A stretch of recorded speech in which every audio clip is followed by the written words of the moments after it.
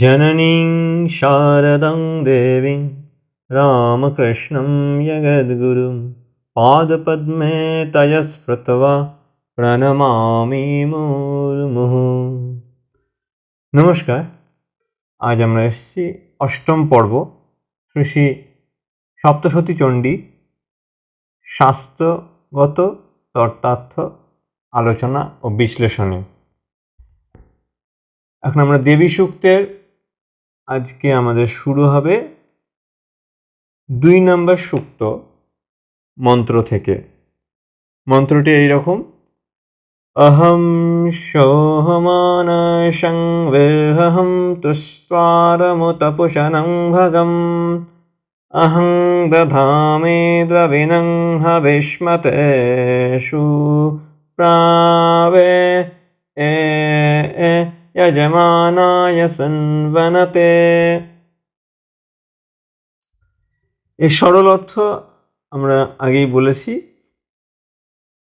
যে সেটি আমাদের উদ্বোধন কার্যালয় দ্বারা প্রকাশিত শ্রীমৎস্বামী জগদাশ্বরানন্দজি মহারাজের বইতেই পেয়ে যাব। আমরা মূলত এগোচ্ছি এর তত্ত্বার্থ বিশ্লেষণে, চণ্ডী তত্ত্ব শাস্ত্রগত। বেদে অনেক প্রকার যজ্ঞের কথা আছে। যে যজ্ঞের যেরূপ বিধি বেদে আছে, সেই বিধি অনুসারে সেই যজ্ঞ সম্পাদন হলে তবে যজ্ঞের ফল পাওয়া যায়। ভিন্ন ভিন্ন যজ্ঞের ভিন্ন ভিন্ন ফল বেদে বর্ণিত আছে।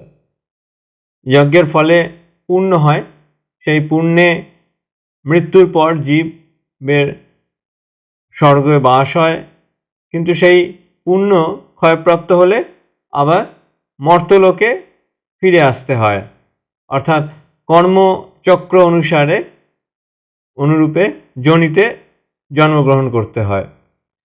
সেই জন্য যজ্ঞকে সকাম কর্ম বলে। সকাম কর্মের ফল নশ্বর, অস্থায়ী ও অনিত্য, আর নিষ্কাম কর্মের ফল স্থায়ী, নিত্য ও অবিনশ্বর। সকাম পুণ্যকর্মের ফল কিছুকালের জন্য স্বর্গবাস, আর নিষ্কাম কর্মের ফল মোক্ষ প্রাপ্তি। এখন সোম নামক যজ্ঞকে আমি অর্থাৎ পরমাত্মা ধারণ করে আছে। মহর্ষি অম্বরীণ ঋষি কন্যা বাগদেবী আত্মদর্শন করে পরমাত্মা ভাবে বলছেন যে সোম নামক যজ্ঞকে আমি ধারণ করে আছি। বেদবিধি অনুসারে সোমরস প্রভৃতি উপকরণ দ্বারা এই সোম যাগ অনুষ্ঠিত হয়। এখানে যজ্ঞমূর্তি আমি, সুতরাং সোমযাগকে আমি চৈতন্য রূপে ধরিয়া থাকি। আমি যখন আমার সৃষ্টির প্রতি অণুতে পরমাণুতে আধার রূপে থেকে সৃষ্টি ধরে আছি, তখন সোমযাগও আমার সৃষ্টি বলে আমার আধারে সেই যজ্ঞ দাঁড়িয়ে আছে। বিশ্বজগতের নিমিত্ত কারণও আমি এবং উপাদান কারণও আমি। সৃষ্ট বস্তু যা কিছু সমস্তই আমাতে অবলম্বন করে বজায় আছে। আমার সৃষ্টির মধ্যে উৎকৃষ্ট পদার্থ সমূহে আমার বেশি বিভূতি বা আমার প্রকাশ বা আমার সত্তার বিশেষ প্রকাশ আছে। শ্রীমদ্ ভাগবত গীতার এই বিভূতি যোগ অধ্যায়ে এই তত্ত্বটা বেশ ভালো করেই বোঝানো আছে। এখন সাধারণ জীবসমূহের মধ্যে বেদজ্ঞ, নিষ্ঠাবান, ধার্মিক ব্রাহ্মণগণ হচ্ছেন শ্রেষ্ঠ। সেজন্য ব্রাহ্মণ নারায়ণ। ভগবান নিজের শ্রীমুখে বলেছেন যে ব্রাহ্মণ মামকে তনুঃ, অর্থাৎ ব্রাহ্মণ আমার শরীর। সকাম কর্মের মধ্যে যজ্ঞ শ্রেষ্ঠ, সেই জন্য ভগবান যজ্ঞমূর্তি। সোমযাগের ফল প্রচুর পূর্ণ, সেই জন্য সোমযাগকে আমি ধারণ করি বা পূর্ণ উৎপাদনের সামর্থ্য প্রদান করি। এই সোমের যজ্ঞের নাম ব্যতীত আরেকটা অর্থ আছে। তার অর্থটা হচ্ছে কি চন্দ্র, সোমকে চন্দ্র দেবতা। আমি সোমকে ধারণ করে আছি। কী রূপ সোম? না স্বর্গলোকবাসী দেবতা। আর কী রূপে? না শত্রু হন্তা। তা চন্দ্রদেব যে স্বর্গের দেবতা হয়ে বাস করছেন তা কেবল মাত্র আমারই শক্তিতে। তিনি যে আবার এক সময় যুদ্ধে জয়ী হয়ে দেবতাদের শত্রু অসুরদের নিধন করেন, তাও সেই চন্দ্রের নিজের শক্তি বলে নয়, কেবল আমারই শক্তিতে তা চন্দ্রের পক্ষে সম্ভব হয়েছিল। যে সোম এখনো অসুর বিজয়ী বলে খ্যাত, সেই সোমকে আমি শক্তি সঞ্চার করেছিলাম। পবমান সোম অত্রির মুনির ঔরসে অনুসুয়ার গর্ভে উৎপন্ন। ইনি বৈদিক দেবতা। পরবর্তী শব্দটি আছে বীরভমম, বীরভবনী, অর্থাৎ ধারণ করি বা সামর্থ্য প্রদান করি বা রক্ষা করি। তিনটি প্রকারের অর্থ এই দেবীসূক্ত ব্যাখ্যা, এটা প্রয়োজন। সোম হচ্ছেন চন্দ্র, মনের অধিপতি দেবতা, যেখানে কাম ক্রোধাদি রিপুগণকে যখন এই মন দমন করে তখন সেই মন শত্রুহন্তা হন। জীবের মনকে আমি ধারণ করে আছি। শ্রীমদ্ ভাগবত গীতায় আছে ইন্দ্রিয়ানাম মনশ্চাস্মি, অর্থাৎ ইন্দ্রিয়গণের মধ্যে আমি পরমাত্মা মন। মনকে সূক্ষ্ম জড় বলে।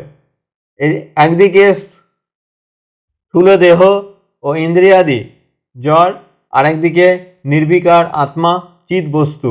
এই চিৎ ও জড়ের মাঝখানে আছেন এই মন।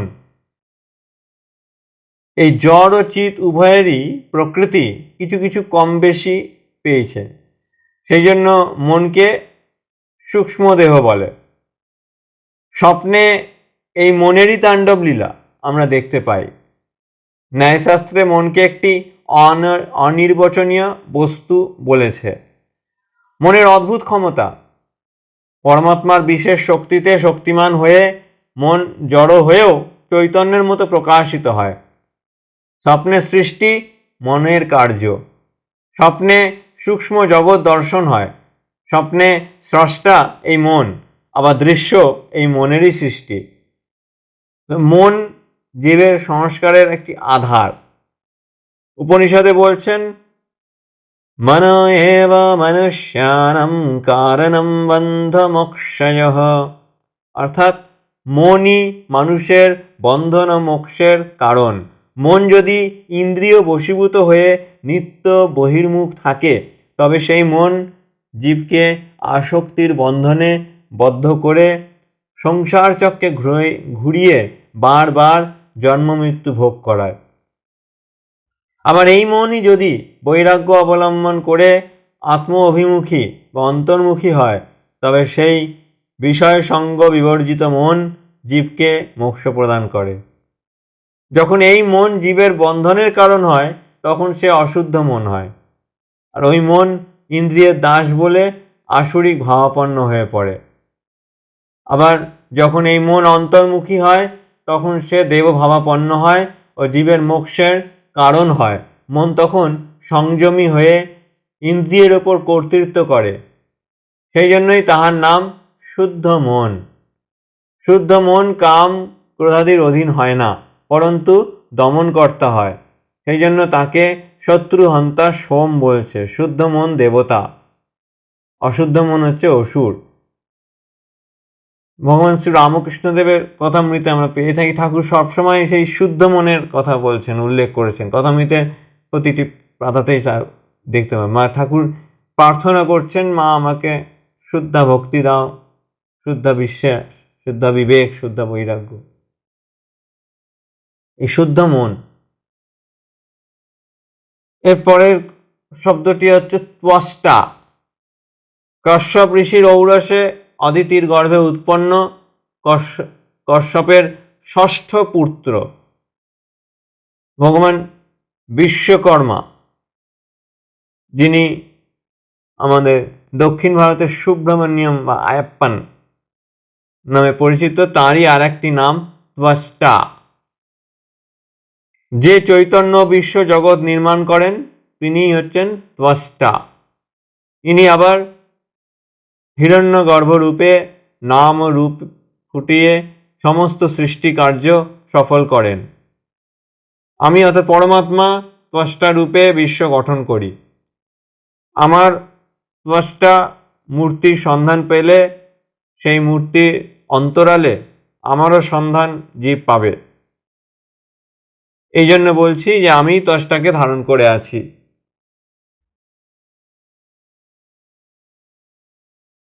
এরপর আসছে পরবর্তী শব্দ পূষা।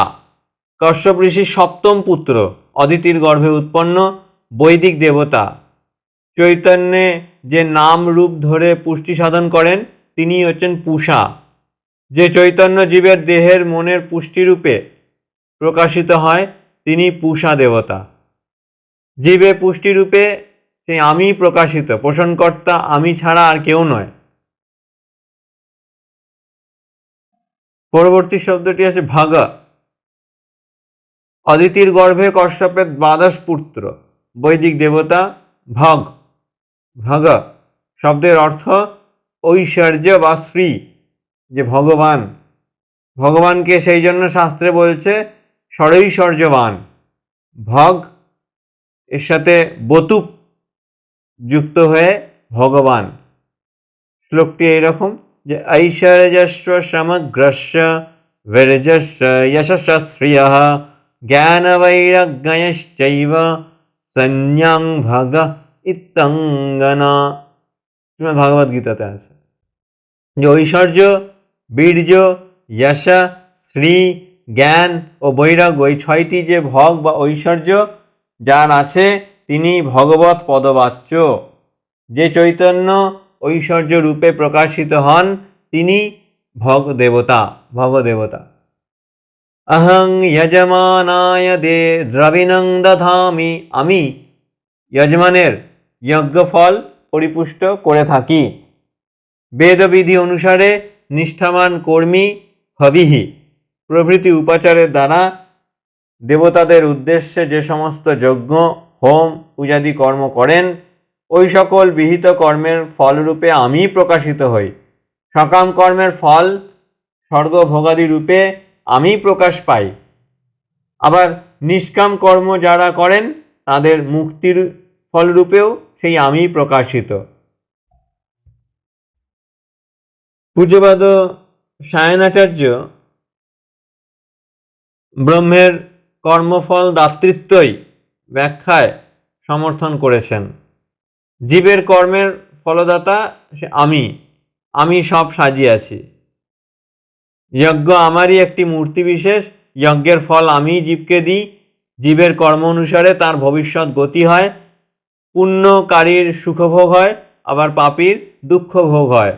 জীব সকাম বা নিষ্কাম, নিষিদ্ধ বা বৈধ যে কোনো প্রকার কার্য করুক না কেন তার ভাবী ফল তাকে ভোগ করিতে হইবে।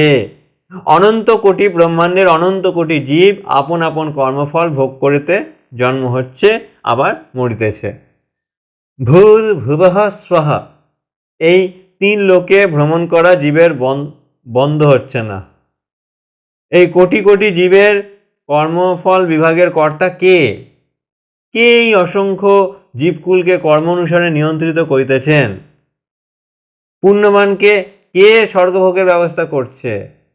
পাপীর জন্য যাতনাময় নরকে বাস করার ব্যবস্থা কে বা তিনি? কেমন তিনি? এগুলো প্রশ্ন স্বাভাবিকভাবে মনে আসছে যে চক্ষুর অগোচরে থেকে কি আশ্চর্য শক্তির পরিচয় তিনি ফলদাতা রূপে দিচ্ছেন।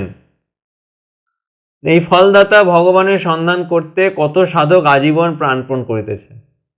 সেই চৈতন্যের সংবাদ শাস্ত্রমুখে ও গুরুমুখে শ্রদ্ধা ও ভক্তি ও নিষ্ঠা সহকারে শুনে সাধক সচ্চিদানন্দের সত্তা উপলব্ধি করতে একাগ্র হয়ে থাকেন। তাকে উপলব্ধি করবার বহু উপায় আছে, অনেক ভাব ধরে তাকে ধরা যায়। তাই তো কথামৃতকার মাস্টারমশাই ঠাকুরের কথায়, ঠাকুরের সেই বাণী যত মত তত পথ উল্লেখ করেছেন। শ্রীমদ্ ভাগবত গীতাতেও আছে, ভগবান বলছেন কেষু কেষু চ ভাবেষু চিন্তোষি ভগবন্ময়া। অর্থাৎ ফলদাতা রূপে তাকে চিন্তা করা, তাকে ধরবার নানা উপায়ের মধ্যে একটি উপায়। সাধনার রহস্য এই ভাব ধরে থাকার অভ্যাসে প্রকাশ পায়। শ্রী চণ্ডী দেবী আমাদের সাধন মার্গের সহায় হন। এই হচ্ছে আমাদের যে দ্বিতীয় মন্ত্রের তাত্ত্বিক ব্যাখ্যা। এখানে আহ নশং সোমং বীরভূমি আচার্য সায়ন এই দুই প্রকার অর্থ করেছেন। দেবারি বিনাশী আকাশাস্থা সোমদেবকে ধারণ করি, আবার অভিশাবনীয় সোমরসকে ধারণ করি। দুইখানি কাষ্ঠ ফলকের মধ্যে সোমলতাকে স্থাপন করে ওপরের ফলকের ওপর প্রস্তর দ্বারা নিষ্পীড়ন করা হতো, তাতেই সোমরস নিঃসৃত হতো। এই বৈদিক প্রক্রিয়ার নাম সোমাভিষেবা।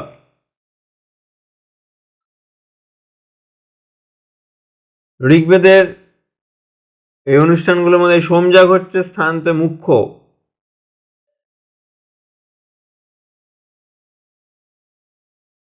কেবল ভারতীয় যজ্ঞেই নয়, প্রাচীন ইরানীয়দের যজ্ঞ ব্যবস্থাতেও সোমরসের বিশেষ প্রাধান্য ছিল।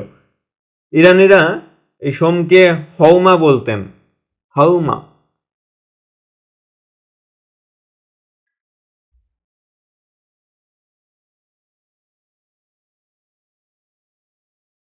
ওম শান্তি শান্তি শান্তি।